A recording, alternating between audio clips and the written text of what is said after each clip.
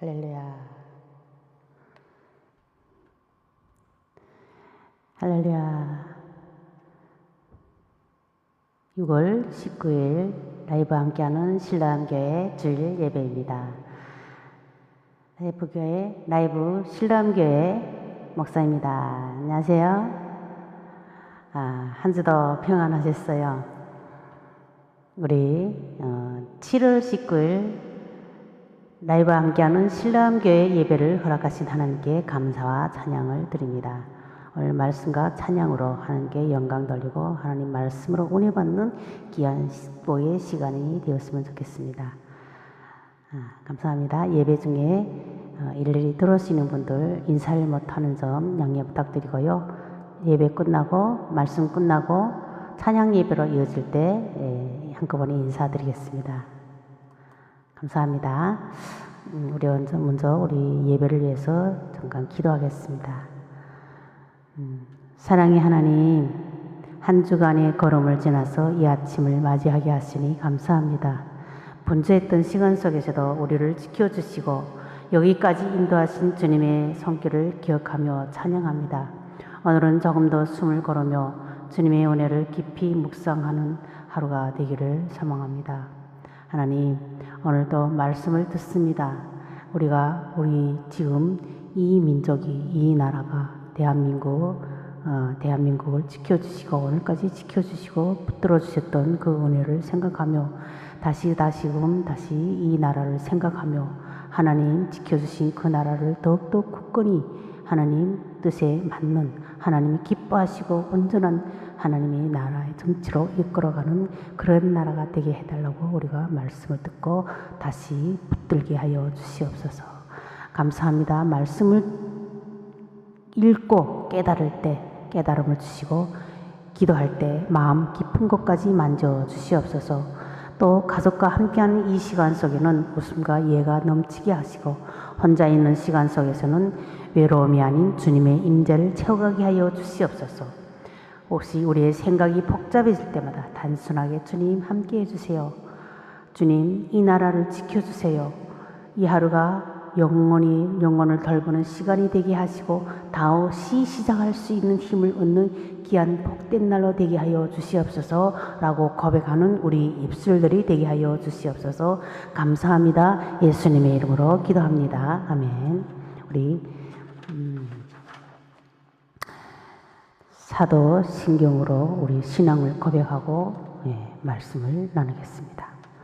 전능하사 천지를 만드신 하나님 아버지를 내가 믿사오며 그 외아들 우리 주 예수 그리스도를 믿사오니 이는 성령으로 잉태하사 동정녀 마리아에게 나시고 본디오 빌라도에게 고난을 받사 십자가에 못 박혀 죽으시고 장사한 지 사흘 만에 죽은 자 가운데서 다시 살아나시며 하늘에 오르사 전능하신 하나님 우편에 앉아 계시다가 저리로서 산자와 죽은 자를 심판하러 오시리라.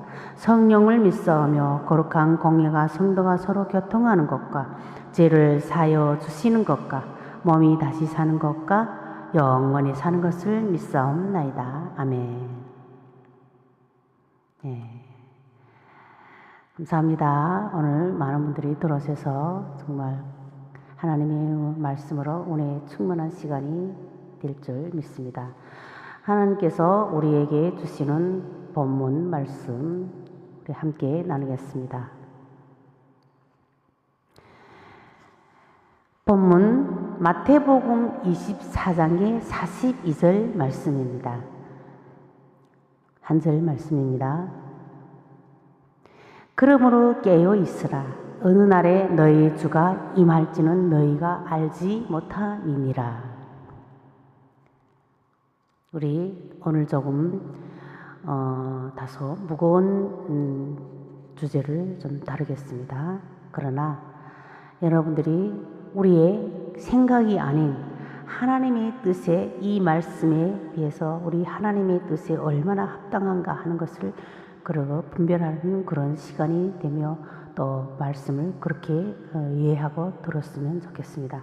오해 소지는 없이 또 자기의 주장과 온전히 내 생각이 아닌 주님의 뜻이 어디에 있냐, 주님의 말씀의 뜻을 깊이 깊이 깨닫는 시간으로 함께 말씀의 은혜를 나누고자 합니다.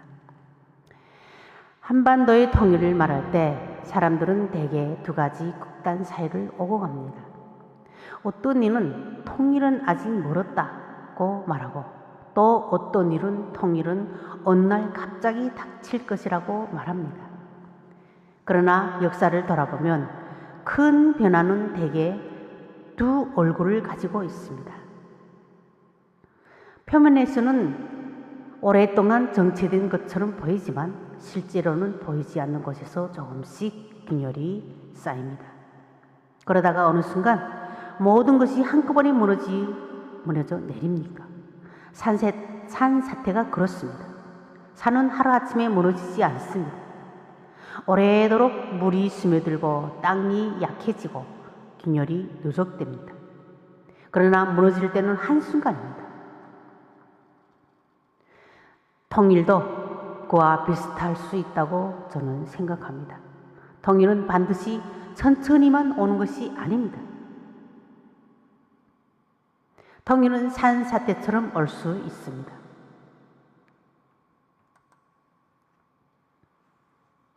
오랫동안 굳건해 보이던 체제가 어느 날 갑자기 흔들리고 누구도 예상하지 못한 속도로 역사의 문이 열릴 수 있습니다.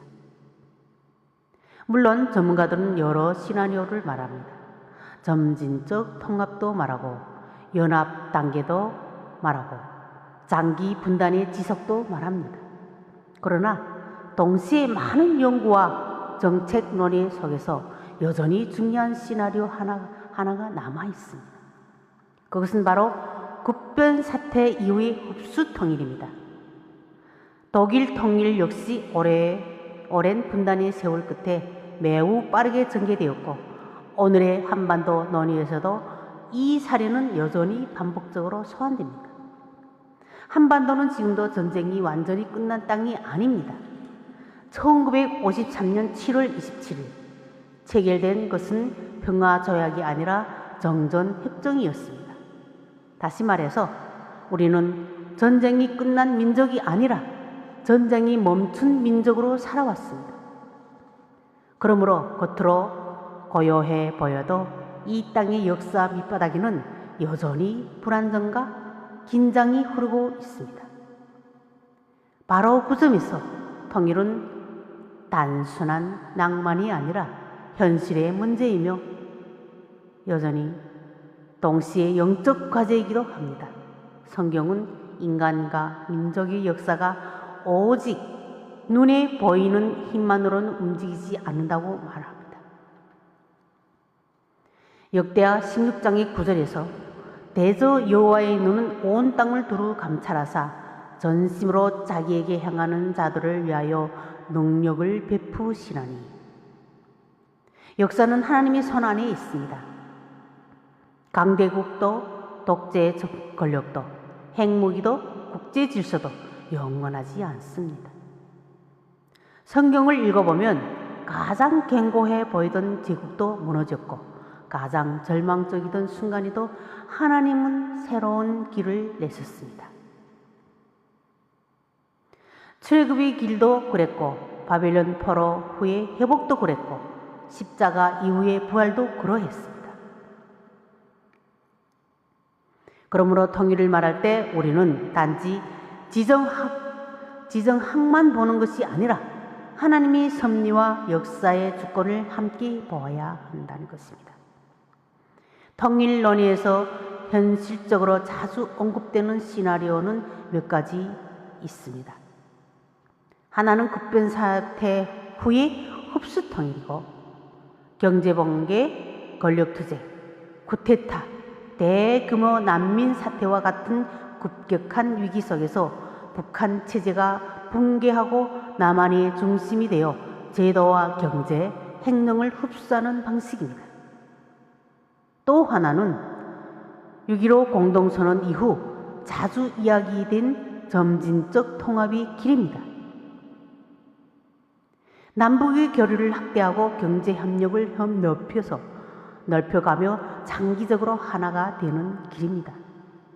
그 외에는 느슨한 연합 혹은 연방, 장기 분단의 지소, 국제 협상을 통한 질서 있는 재편도 마련해지고 있습니다. 그러나 여러 시나리오가 가능하다고 해서 국변형 통일의 가능성이 사라진 것은 아닙니다. 오히려 역사는 반복해서 이렇게 말합니다. 무너질 체제는 예상보다 오래 버티기가 무너질 때에는 예상보다 빨리 무너진다. 북한 체제가 생각보다 오래 유지되는 이유를 두고 연구자들은 강한 통제 구조, 핵 억지력, 중국이 전략적인 이해, 제한적인 시장화, 정보 통제 등을 거론하고 있습니다. 실제로 최근 분석에서도 북한 체제는 여전히 정치적으로 안정된 면을 보이고 있고 중국 역시 북한의 급격한 붕괴가 가져올 혼란을 원하지 않는다는 분석이 이어집니다. 그렇기 때문에 어떤 이들은 산사태처럼 통일이라는 표현이 가장이라고 말하기도 합니다. 그런 지적에도 일리가 있습니다. 우리는 섣부르게 곧 무너진다고 예언하듯 말해서는 또 안 된다는 것입니다. 그러나 반대로 절대로 갑자기 변하지 않는다고 단정할 수도 없습니다. 역사는 늘 예측이 교만을 비웃어 왔기 때문입니다. 노아의 시대에도 그랬고 바벨론의 몰락도 그러했으며 예루살렘의 회복도 그러했습니다. 인간은 늘 현대의 구조가 영원할 것처럼 생각하지만 하나님께서는 때가 되면 순식간에 판을 바꾸십니다. 그러므로 통일을 바라보는 우리의 자세는 두 가지를 함께 가져야 합니다. 하나는 냉정한 현실 인식이고 다른 하나는 깨어있는 준비입니다. 주님께서는 이렇게 말씀하셨습니다.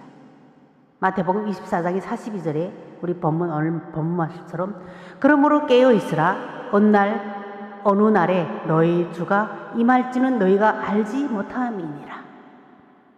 이 말씀은 정말만이 아니라 하나님께서 역사 속에서 이루시는 큰 전환 앞에서도 적용될 수 있다는 것입니다. 깨어있는 자만이 갑작스러운 변화를 감당할 수 있습니다. 또 준비된 자만이 열리는 문 앞에서 사명을 붙들 수 있습니다. 저는 한반도의 통일을 역시 그러하리라고 생각하는 한 사람입니다. 준비된 자만이 열리는 앞에서 통일은 협상 테이블 위에서만 오는 것이 아니기 때문입니다.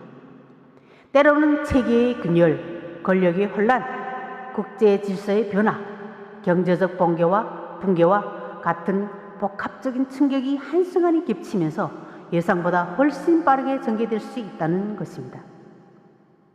그리고 그때 통일은 매우 높은 확률로 흡수 통일의 성격을 띠게 될 것이라는 것입니다. 준비되지 않는 국변 사태는 결국 더 안정된 체제, 더 큰 행정력, 더 강한 경제력, 더 넓은 국제적인 인정을 가진 쪽이 상황을 감당할 수밖에 없기 때문입니다. 이 시점에서 통일은 산사태처럼 온다는 말은 단지 정치적 수사가 아니라 역사 앞에 선 우리에게 주는 경고일 수 있습니다. 지금은 조용해 보여도 실제로는 보이지 않는 균열이 쌓이고 있을 수 있다는 것입니다. 지금은 멀게 느껴져도 어느 날 갑자기 눈앞에 현실이 될 수 있는 상태입니다.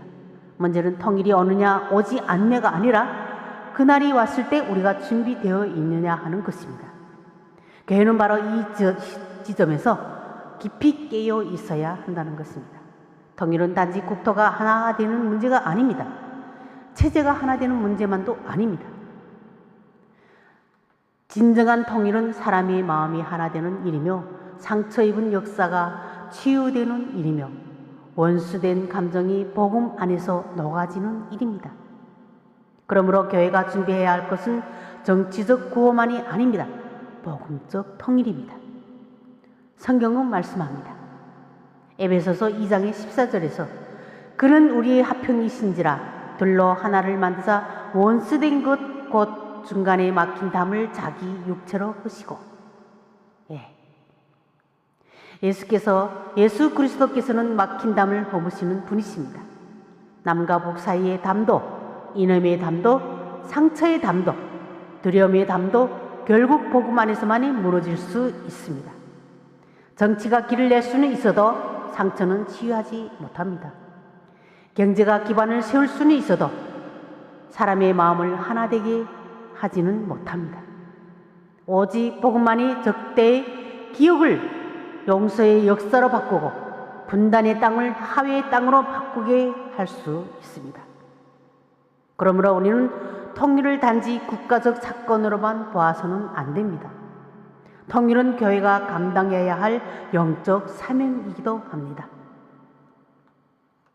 만일 흡수 통일이 산사태처럼 온다면 그 순간 가장 시급한 것은 행정과 치안만이 아닐 것이라는 것입니다. 무너진 삶을 붙들어줄 사람, 상처 입은 영혼을 품어줄 사람, 두려움과 혼란 속에 있는 이들에게 복음을 전할 사람이 필요한 것입니다. 결국 통일 이후 한반도의 미래를 결정하는 것은 제도만이 아니라 사람을 살리는 영적 공동체의 존재임을 알리는 것입니다. 오늘의 말씀의 결론입니다. 그렇다면 지금 한국교회는 무엇을 준비해야 하겠습니까? 그것은 첫째로 통일을 낭만적으로만 보지 말고 현실적으로 준비해야 합니다. 난민 문제, 행정통합, 경제의 격차, 사회갈등, 문화충돌은 결코 가벼운 문제가 아닙니다.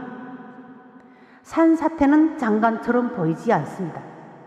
현장에서는 혼란과 상처와 눈물이 먼저 밀려옵니다. 통일도 마찬가지입니다. 우리는 통일이 되면 다 잘 될 것이라는 막연한 기대가 아니라 통일이 되면 엄청난 책임이 시작된다는 자세를 가져야 합니다. 다음 둘째로 복음 통일의 비전을 잃지 말아야 합니다. 우리는 단지 체제 흡수만을 말하는 사람들이 아니라 영혼 회복을 말하는 사람들인 것입니다. 북녘 땅에 필요한 것은 쌀과 전기와 도로만이 아닙니다. 물론 그것들도 절실합니다. 그러나 그 땅에 가장 깊이 필요한 것은 상처 입은 영혼 회복을 말하는 영혼을 회복시키는 하나님의 말씀과 예수 그리스도의 복음만입니다.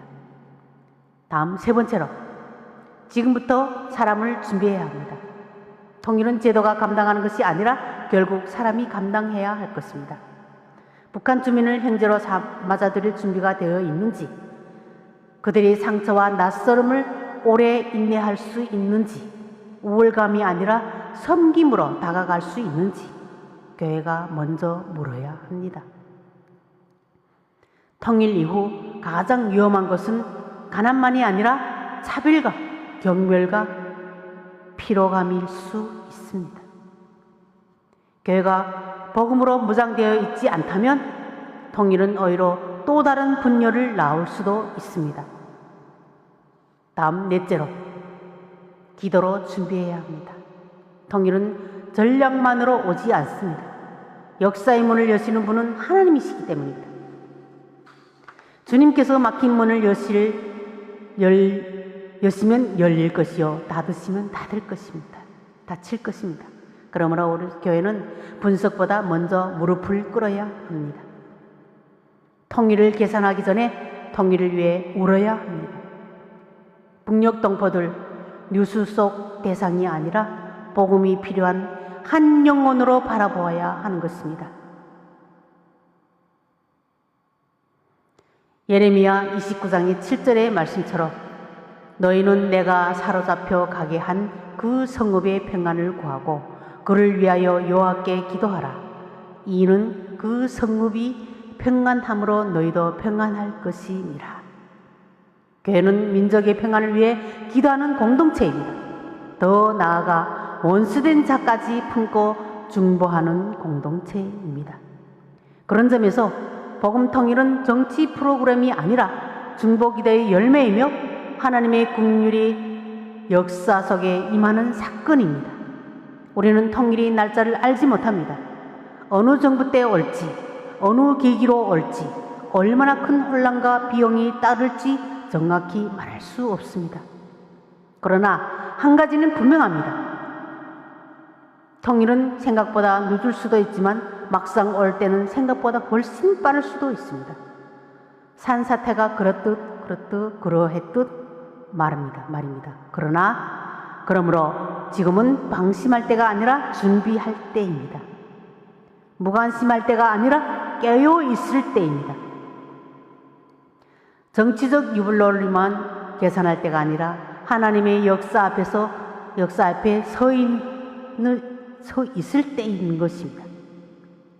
한반도의 통일은 단지 민족과의 과제가 아니라 하나님께서 우리 교회에게 맡기신 시대적 사명일 수도 있습니다. 우리는 믿습니다. 하나님께서 허락하신다면 통일은 반드시 올 것이라는 것을. 누구도 막을 자가 없습니다. 그리고 그 통일은 단지 국경선이 지어지는 사건이 아니라 복음이 막힌 담을 허무는 사건이 되어야 합니다. 흡수통일이든 점진적 통합이든 어떤 형태로 오든지 간에 그 끝은 복음 안에서의 회복과 화해여야 합니다. 그렇지 않으면 하나가 되어도 여전히 둘일 것입니다. 그러므로 우리는 오늘도 기도해야 합니다. 주님, 이 민족을 불쌍히 여겨주셔서 주님, 교회를 먼저 준비시켜 주시옵소서. 주님, 통일이 산사태처럼 올지라도 감당할 믿음과 사랑과 지혜를 허락하여 주시옵소서. 이런 다짐과 기도로 하나님 앞에 나가는 저와 여러분들이 되시기를 이 말씀을 통해서 다시 한번 깨닫는 시간이 되었으면 좋겠습니다. 네, 우리 말씀을 마치면서 마침 기도하겠습니다. 주님, 분단의 세월 속에 살아온 이 민족을 불쌍히 여겨 주시옵소서. 전쟁은 멈추었으나 아직 평화하지 못한 이 땅에 주님이 긍휼을 베풀어 주시고 사람의 계산과 두려움을 넘어 하나님의 때에 하나님의 방법으로 통일의 문을 열어 주시옵소서. 주님, 저희가 통일을 막연한 구호로 말하지 않게 하시고 역사의 큰 변화를 영적으로 분별하며 깨어 준비하는 교회가 되게 하여 주시옵소서. 통일이 산사태처럼 갑자기 올지라도 당황하지 않게 하시고 두려움보다 믿음으로, 우월감보다 섬김으로, 정죄보다 복음으로 북녘의 형제 자매를 맞이하게 하여 주시옵소서. 주님, 이 민족이 진정한 회복은 정치가 아니라 복음 안에 있음을 고백합니다. 막힌 담을 허무시는 예수 그리스도의 은혜로 남과 북의 상처를 치유하시고 원수된 마음을 하야하게 하시고 분단의 땅을 복음의 땅으로 바꾸어 주시옵소서. 한국교회가 먼저 회개하게 하시고 먼저 사랑하게 하시고 먼저 준비하게 하시며 복음 통일의 거룩한 도구로 쓰임받게 하여 주시옵소서. 주님, 한반도의 내일을 주님 손에 올려드립니다. 흡수통일이든 점진적 통합이든 어떤 방식으로 문이 열리든지 이 모든 과정 속에 주님께서 왕되심을 나타내시고 마침내 이 땅에 참된 평화와 복음의 자유를 허락하여 주시옵소서. 그렇게 일하실 성령님을 신뢰하며 예수 그리스도의 이름으로 기도드립니다. 아멘. 할렐루야. 우리 말씀의 은혜를 나눴습니다. 오늘 또 이런 우리의 정말 한반도의 가장 큰 과제이며 숙제인 우리 이 말씀을 함께 나누게 해주신 하나님께 감사와 영광을 올려드립니다. 주기도문하고 봉헌기도하고 축도하고 마치고 나서 또 찬양 예배로 이어지겠습니다. 하늘에 계신 우리 아버지여, 이름이 거룩히 여김을 받으시오며 나라가 임하시오며 뜻이 하늘에서 이루어진 것 같이 땅에서도 이루어지리이다. 오늘 우리에게 일용할 양식을 주시옵고 우리가 우리에게 죄 지은 자를 사하여 준 것 같이 우리 죄를 사하여 주시옵고 우리를 시험에 들게 하지 맙시고 다만 악에서 구하옵소서. 나라와 권세와 영광이 아버지께 영원히 있사옵나이다. 아멘. 봉헌기도 하겠습니다. 하나님, 주님 앞에 나와 복된 날 예배 드릴 수 있는 저희들이 되게 하심을 감사합니다. 또한 주님 앞에 찬양과 킹배를 드리며 말씀을 통하여서 주님의 신령한 은혜를 체험케 하신 것도 감사합니다. 저희들에게 때마다 알맞는 물질을 더하여 주셔서 주님 안에서 부족함 없이 살게 하심도 감사합니다. 여러 가지 감사의 조건을 가지고 예물을 드린 손길들이 있습니다. 더욱 감사의 조건들이 더해질 수 있도록 은혜 위에 은혜를 더하여 주시옵고, 여러 어려운 환경 가운데서도 주님의 것을 주님께 드려야 한다는 마음만 가지고 예배 중심에 사며 예물을 드린 심령들을 더욱 복 있게 하시고 주님께서 채우시는 위로가 넘쳐나게 하여 주시옵소서. 그래야 저희들 삶 전체를 드릴 수 있는 11조로 하나님을 기쁘게 하는 역사가 있게 하여 주시옵소서. 이 시간 주님께 드린 헌금이 사용될 때에도 주님의 영광을 나타내는 데 사용되게 하시고, 복음이 확장되며 주님이 몸된 교회가 든든히 서가는데 사용되어서 하나님의 영광을 나타내게 하여 주시옵소서. 감사드리며 우리 주 예수 그리스도의 이름으로 기도드립니다. 아멘. 축도합니다. 이제는 우리 주 예수 그리스도의 은혜와 하나님 아버지의 무궁하신 사랑과 성령님의 역사하심이 몸과 마음을 다하여 예배하며 이 땅에서 거룩으로 지어져 하늘나라를 소유하며 하나님과 영원히 함께 살기를 소망하는 전 세계 라이브 실로암 교회 성도님들과 먼 이국 땅에 복음 사역에 땀 흘리고 계시는 선교사님들과 그의 동력자들과 그들의 가족과 우리 실로암 안산 실로암 교회 위에 지금으로부터 영원토록 함께 있을지어다. 아멘. 할렐루야. 감사합니다. 하나님, 이 예배를 받아주셔서 감사합니다. 우리 예배를 마쳤습니다. 예배 마치고 이제는 찬양 예배로 이어지겠습니다.